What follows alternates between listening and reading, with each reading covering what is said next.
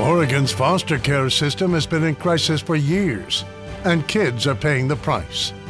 While the state struggles, countless volunteers and advocates are committed to improving the lives of kids and families who feel the impact.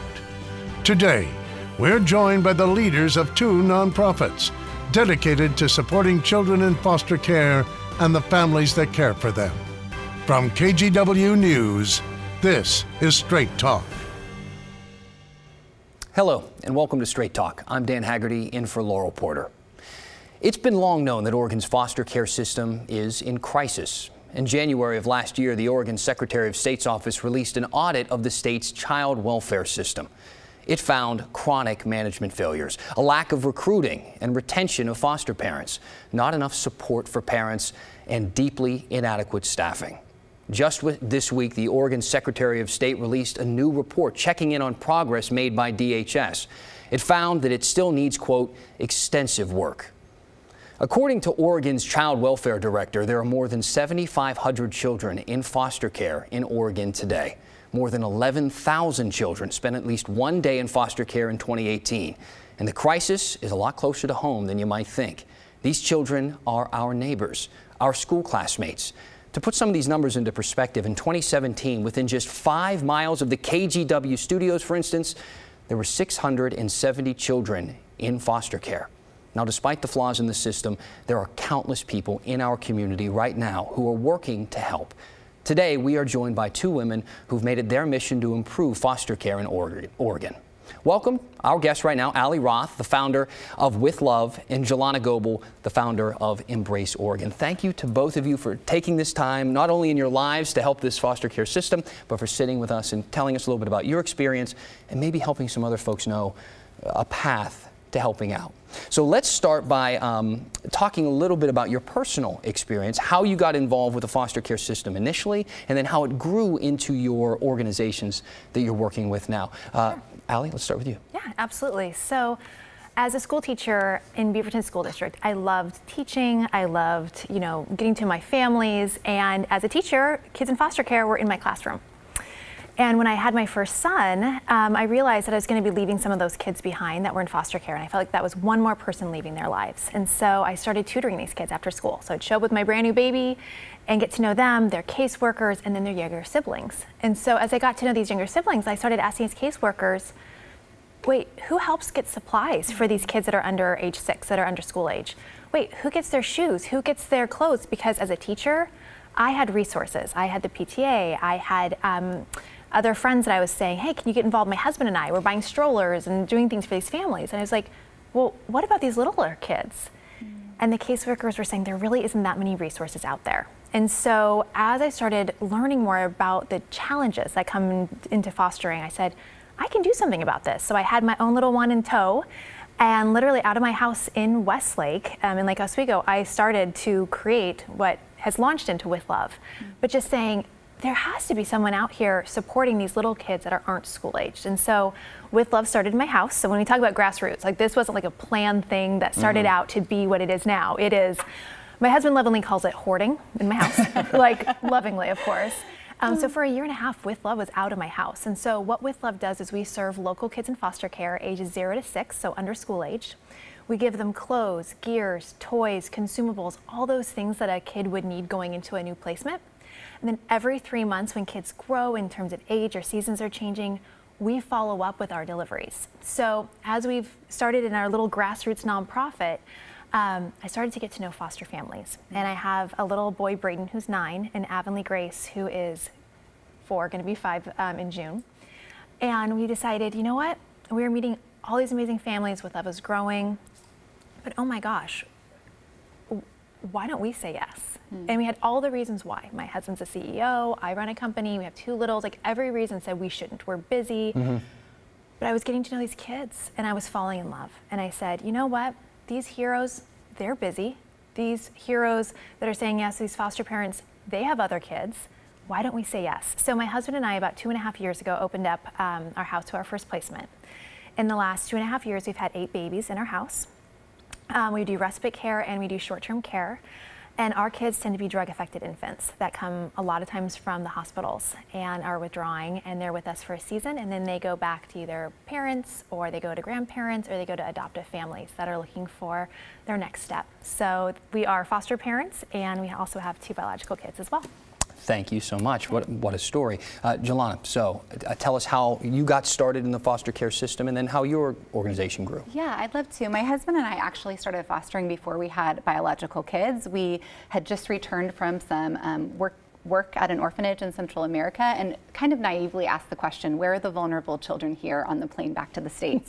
And that led us straight into the foster care system. We really didn't know a lot of people that had fostered before. It wasn't something I was super familiar with.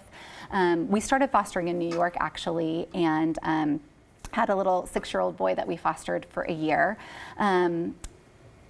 The reason I share that is because his story kind of drops off after he left our home. We really didn't know what happened to him, but I'll circle back around to that. We moved to Oregon 12 years ago. We had 2 small biological children at that time.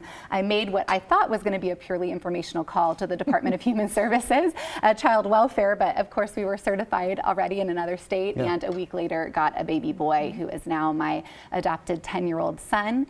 We also fostered and adopted another child who is now 7. They're not related. So my family has been fostering for 16 years. That 6-year-old little boy that we fostered in New York, after 14 years of no contact, we've actually reconnected with him. Wow. And he's become a part of our family as well. So I have 2 biological daughters and I have 3 boys that have come to me through the foster care system. So talk about your organization, how it spurred from that. Absolutely. So 12 years, in 2011, I asked my trusted caseworker, what happens to children when they are in this especially vulnerable time of waiting, when they've been removed from whatever situation they've been removed from, and are sitting in the office awaiting a foster placement. And she just described this picture of scrambling each and every time. And I really started doing the math of the Tri-County area and thought, this is something that the community can step into in a practical, tangible way. So I started something called Welcome Boxes through the support of my faith community through a grant, and asked my local office, how many kids are waiting in this office in a year's time? And they gave me the number 300. So that was my very humble initial goal. And welcome boxes are just comfort care boxes that are filled with both hygiene supplies, but fun games, art supplies, things to occupy a child in this vulnerable time of waiting. And it really took off in a way that no one could have predicted, and became this humble catalyst for the community to begin to ask the larger, more important questions, which are, why are children waiting in a government office awaiting a foster family to begin with? And it was really that humble catalyst of starting the Welcome Box project that led to the creation of Embrace Oregon, our partnership with the Department of Human Services. The government just did the audit on how things sit currently, and 2 things that they discovered were that it was difficult to get new families on board to commit to this, and also the families who were already involved in fostering children were getting burnt out because of how much they were being asked to do and how much time they were being asked to commit. As the 2 of you talk, I'm in awe of what you do, and I think a lot of people at home will feel the same way, and a lot of those people will have a little fire burning in them, like maybe this is something I want to do, but it does sound scary. It does sound like a huge commitment. What do you say to those people to maybe encourage them to take that leap, that people who think it might be the right choice for them? Well, can I sort of start with this and pass Yes. it over? So one of the things I found years ago was either you're a foster parent or you weren't, and that was it.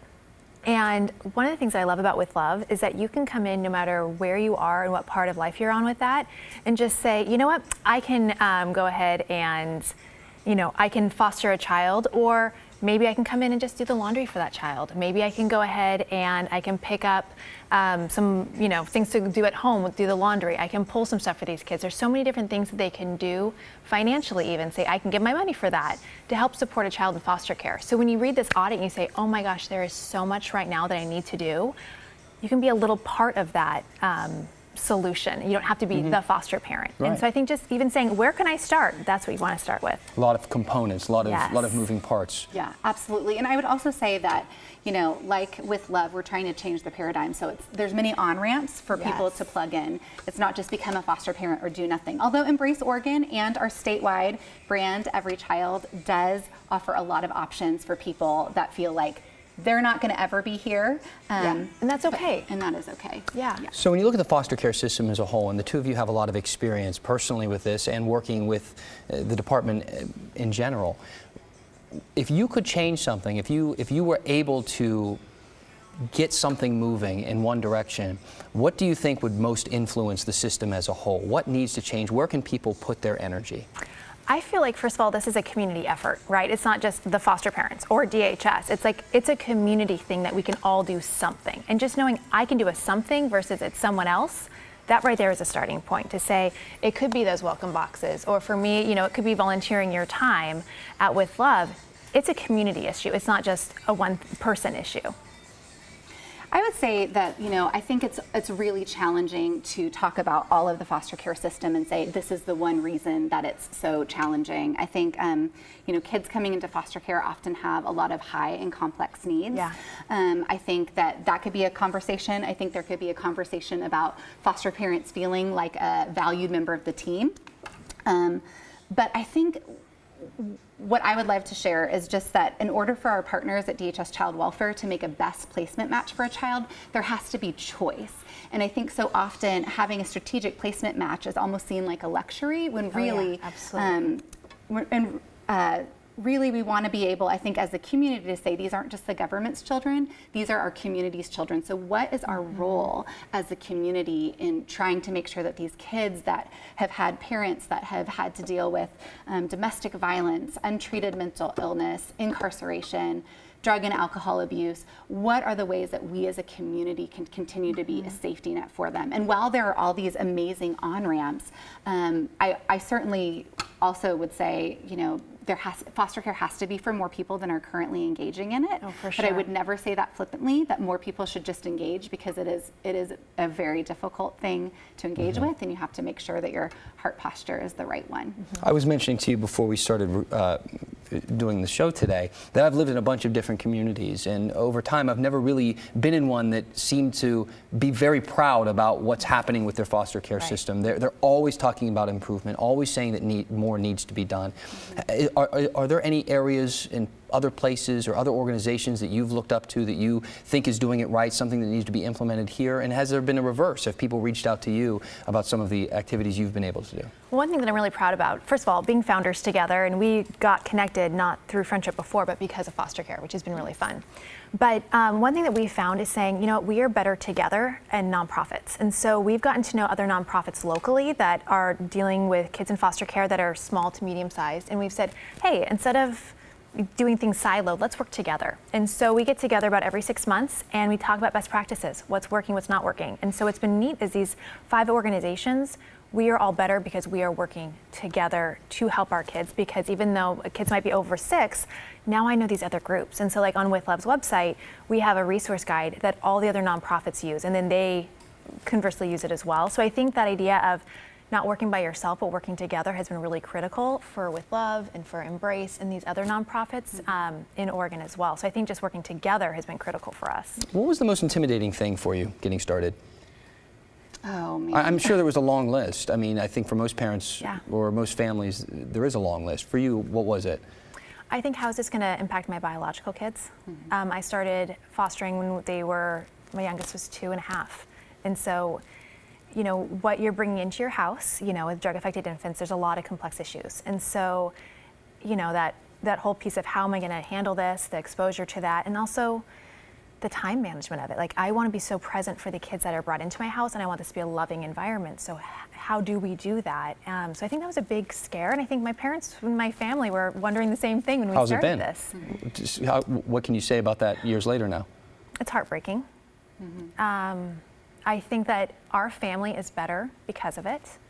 I think our kids are so wise and strong and resilient. I just love that our kids will outgrow something and they'll be like, oh, I wonder what child in foster care is going to get that next.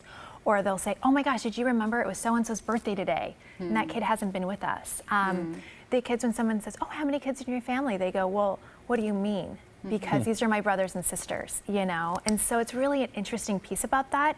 And foster care, you know, it's in the news right now. Did you know Sesame Street has a new Muppet that's in foster care? There's movies about it now. So it's becoming a little more mainstream. But what I love is that we go to the grocery store and they're talking about their new little brother they just got, you know? And so it's impacted my children. I mean, it breaks their heart. It breaks my heart when they leave. I mean, these are my babies when they're in my house. And even though they leave my house, they're still my kids in some ways. I'm still attached to them. But at the same time, my family's better for it. And my neighborhood's amazing. And they have all rallied around. And we have another foster family now that's 5 houses down. And so we share the duties together.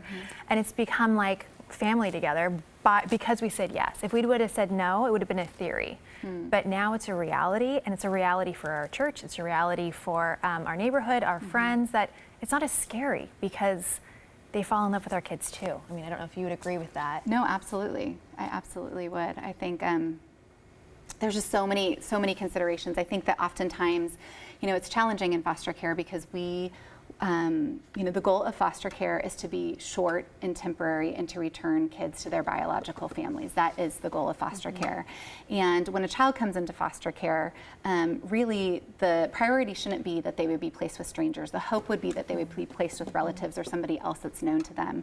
So it's complex right from the beginning to say we're gonna welcome and love this child. We are going to try to be intentional about connecting them back with their biological family. And then I think in many cases of families that are stepping forward through Embrace in Every Child to say we want to be a loving support to that biological family, knowing that a lot of biological families get into the very predicament that led to their children becoming child welfare involved because they were in isolation. And so I just really value having the posture of like, when it's safe and appropriate to do so, what are the ways that we can come alongside this family so that hopefully when their child is returned to them, we can be a sense of loving support that they didn't have before to keep that child out of the foster care system. We're going to take a quick break. And when we come back, we're going to talk about some of the other ways that you can get involved, ways that people can help children in the foster care system, even if opening up your home isn't the choice for you. A lot more when Straight Talk returns.